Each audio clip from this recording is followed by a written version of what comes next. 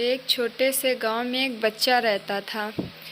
उसके पिता तो थे लेकिन माँ की मृत्यु हो गई थी।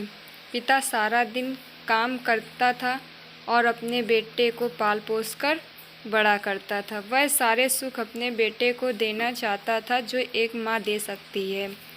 उस पिता ने कभी कुछ नहीं मांगा, सिर्फ इतना ही मांगा कि मेरा बेटा हमेशा खुश रहे और उसे कोई परेशानी ना हो। दिन बीतते गए, बेटा पढ़ लिख कर अच्छी जॉब करने लगा और वह शहर में रहने लगा। कुछ दिन बाद वह अपने पिता से मिलने आता है और कहता है, पापा, मुझे कुछ पैसों की ज़रूरत है। मैं चाहता हूँ कि शहर में ज़मीन लेकर वहीं अपना घर बना लूँ। पिता इस बात को सुनकर बहुत खुश होते हैं और सोचने लगते हैं, मेरा बेटा एक न एक दिन नाम कमाएगा। जिंदगी भर की बचाई हुई पूंजी को निकालकर अपने बेटे को दे देते हैं। बेटा शहर चला जाता है और उन पैसों से अपना घर बना लेता है। पिता उधर इंतज़ार करता रहता है कि मेरा बेटा फिर आएगा, एक न एक दिन तो ज़रूर आएगा। उसके पास अब कोई नहीं जाता था क्योंकि ना तो उसके पास पैसे थे और ना ही रहने के लिए घर था। कुछ दिन बाद बेटा फिर लौटकर वापस आता है और अपने पिता से कहता है, पापा, अब आप दादाजी बनने वाले हैं। पिता को बहुत खुशी होती है।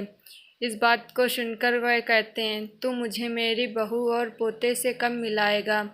बेटा कहता है, बस पापा, थोड़े ही दिन में मिला दूंगा। पापा, मुझे कुछ पैसों की ज़रूरत है क्योंकि आजकल नौकरी में बहुत लॉस चल रहा है जिसके कारण मुझे निकाल दिया गया है।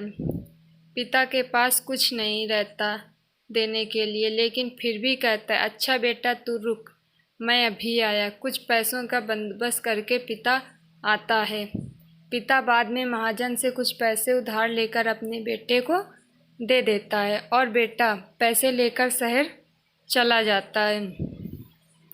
बरसों गुजर जाते हैं, सदियां गुजर जाती हैं। पिता सोचता ही रहता है कि मेरा बेटा अब कब आएगा। मैं तो अब दादा भी बन गया होऊंगा, मेरा बेटा पता नहीं कब तक वापस आएगा। फिर सोचने लगता है, शायद मेरा बेटा काम में बिज़ी होगा, उसको फुर्सत नहीं होगी, तभी वह मुझसे मिलने नहीं आता।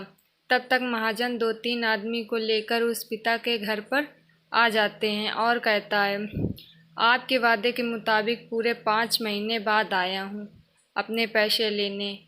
पिता कहते हैं, मेरे पास पैसे नहीं हैं आपको देने के लिए। महाजन कहता है, जब पैसे देने नहीं थे तो आपने मुझसे उधार लिया ही क्यों?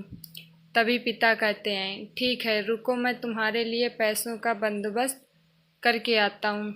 और वह नज़दीकी हॉस्पिटल में जाकर अपना ब्लड डोनेट करते हैं और अपनी किडनी भी बेच देते हैं। उस महाजन का कर्ज चुका देते हैं। किडनी बेचने के बाद उनकी स्थिति भी खराब हो जाती है और वह उस राह में जी रहे होते हैं कि कब मेरा बेटा और बहू मेरे पोते का मुंह दिखाएंगे। इसी आस में जीते जी एक दिन पिता की मृत्यु हो जाती है, परंतु उस बेटे को अपने पिता को आग देने भर की फुर्सत तक नहीं हुई।